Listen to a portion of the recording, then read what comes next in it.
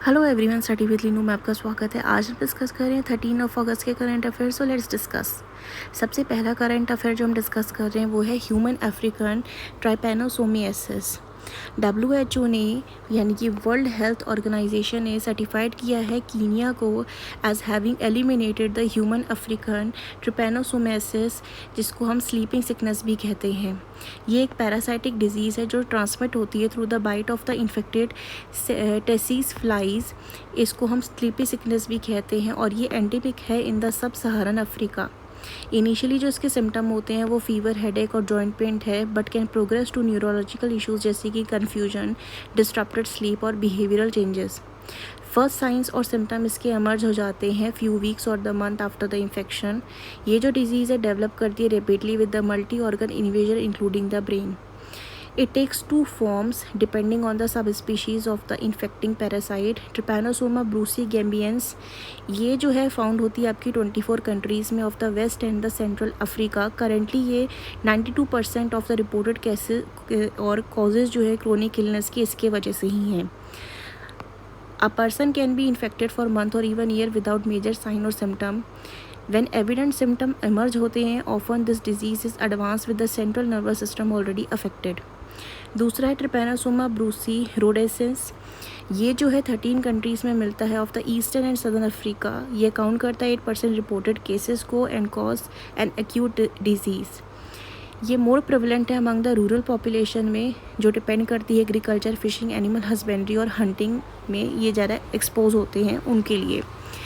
अभी तक WHO ने वैलिडेटेड किया है the elimination of gambiense from the heart in the 7 countries जो कि हैं Togo, Benin, Ivory Coast, Uganda, Equatorial Guinea, Ghana, Chad और गिनी।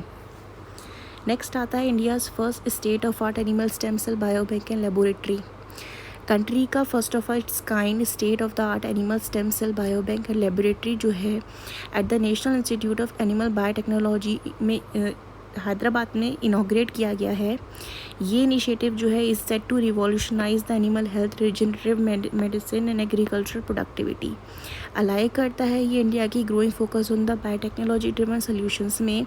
इसका कॉस्ट है 1.85 crore. Is design to focus on the regenerative medicine and cellular therapies for the life stocks.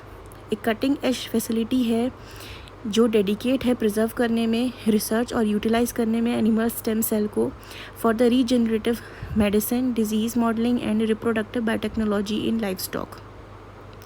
ये include करती है advance infrastructure जैसे कि stem cell culture unit, 3D bio printer for tissue engineering, bacterial culture lab और cryo storage facility, autoclave room with high bio safety standard और advance air handling system and uninterrupted power supply. इसका significance है ये boost करेगा livestock productivity और farmer की income को support करेगा, evergreen revolution in animal husbandry, strengthen करेगा इंडिया का position as an early mover in biotechnology led agriculture. Next आता है खेलो इंडिया अस्मिता। खेलो इंडिया अस्मिता फुटबॉल लीग जो है 2025-26 ये इनॉग्रेट किया गया है जलगांव, महाराष्ट्र में। ये मार्क करता है एक major step towards affirmative action in sports to boost the women participation. ये एक डेडिकेटेड अफर्मेटिव एक्शन है जो सपोर्ट करता है खेलो इंडिया प्रोग्राम को, जिसमें कि इंक्रीज हो सके वुमेन का पार्टिसिपेशन इन स्पोर्ट्स। फोकस करता है on the grass root talent development पे, specially among the under represented communities. ये जो है इसको सपोर्ट किया गया है by the Ministry of Youth Affairs and Sports Authority of India, All India Football Federation and Western India Football Association. इसके features हैं, इसमें जो है टारगेट किया गया है जो गर्ल्स हैं age of 13 and under including the first time players and hidden talent. Affirmative action है, स्पेशल फोकस दिया जाएगा मार्जिनलाइज कम्युनिटीज़ में to ensure the inclusivity, platform for exposure, competitive leagues होंगे इन्हांस करने के लिए विजिबिलिटी और स्काउटिंग अपॉर्चुनिटीज़ को। Integration with the Khelo Bharat Niti align करता है इंडिया का लॉन्ग टर्म स्पोर्ट्स डेवलपमेंट और empowerment agenda. Institutional support backed by the national and state sports bodies for structures development. Break करेगा स्टीरियोटाइप्स को, इनकरेज करेगा गर्ल्स को to challenge the societal norms और become role models. Next आता है third UN conference on the landlock developing countries. Landlock countries वो countries होती है जिनके पास डायरेक्ट एक्सेस नहीं होता है सी का। और वो सराउंड होती हैं बाकी कंट्रीज़ के साथ, उनके लैंड बॉर्डर से जो टच होती हैं। सपोज़ ये एक कोई कंट्री है तो ये सराउंडिंग जो है यहाँ पे भी लैंड से ही सराउंड की गई है ये सारी, और इसके पास डायरेक्ट एक्सेस नहीं होता सी के लिए, इसे हम लैंडलॉक कंट्री कहते हैं। Third United Nation conference on the landlock developing countries जो हुआ था अवाज़ा तुर्कमेनिस्तान में 2025, इसमें गैदर हुए थे global leaders and expert to address the challenge unique to 32 landlock developing countries. ये नेशंस जो हैं are home to over 600 million people जो फेस करते हैं barrier in the trade, infrastructure, economic growth due to their lack of sea access. इस conference में जो aim रखा गया था to encourage the partnership and accelerate sustainable development through the newly adopted Awaza programme of action for 2024 to 34। ये target करता है कि ये एरियाज जैसे कि trade facilitation, infrastructure development, climate resilience and financing. Major initiative include करता है इसमें regional agricultural research hubs, improve हो सके food security and a dedicated infrastructure investment finance facility to mobilise funds. ये प्रोग्राम सपोर्ट करता है the establishment of high level panel on the freedom of transit and WTO work programme tailored to LLDC needs. LLDC needs represent करते हैं आपकी ये landlocked countries जो हैं 7% of the global population, लेकिन ये कंट्रीब्यूट करते हैं just over 1% to the world economy and trade. ये डिस्पैरिटी मार्क करता है स्ट्रक्चरल इनइक्वालिटीज़ को।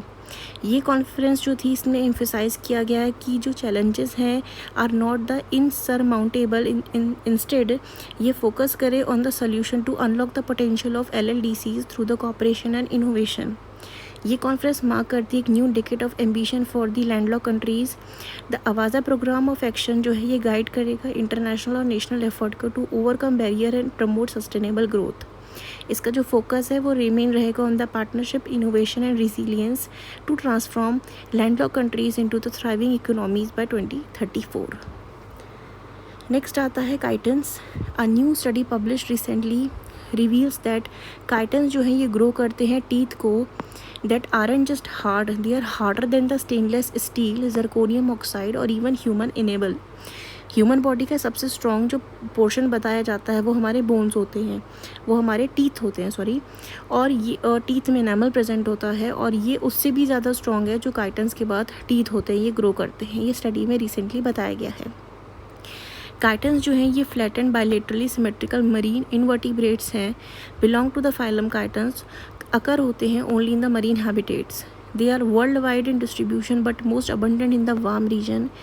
इनकी approximately 600 species are usually placed in the class of Placophora, Polyplacophora और लॉरिकेटा। काइटन्स जो होते हैं यूजुअली ओवल होते हैं शेप में, जैसे आप यहाँ देख सकते हैं। They vary in the appearance and can be found in the shades of grey, brown, red, green, pink. On the dorsal यानी कि अपर साइड पे, अपर सरफेस जो है इनकी is a row of 8 overlapping plates surrounded और covered by the tough girdle. Chitons जो होते हैं यूजुअली लार्ज होते हैं, फ्लैट फुट होते हैं for the creeping along and clinging to the rocks. They also have a well developed radula file like structure with which to scrap algae and other food from rocks. On the either side of the foot is groove containing the gills. Maximum length जो होती है most of the काइटन्स की वो होती है about 5 centimetre. काइटन्स जो होते हैं वेरी फ्लेक्सिबल होते हैं, can fit snugly into the जो रॉक की क्रेवाइसेस होती हैं उसमें, और curl into the ball when detached. They can also adhere firmly to the rocks that may be injured when pried loose. Life span जो होता है इनका रेंज करता है from the few years to 20 years. ये मोस्टली जो होते हैं नॉक्टर्नल होते हैं, inhabited. So these were the current affairs that we have discussed today. I hope you find this video informative. If you do, then like, share and subscribe. Thank you for watching this.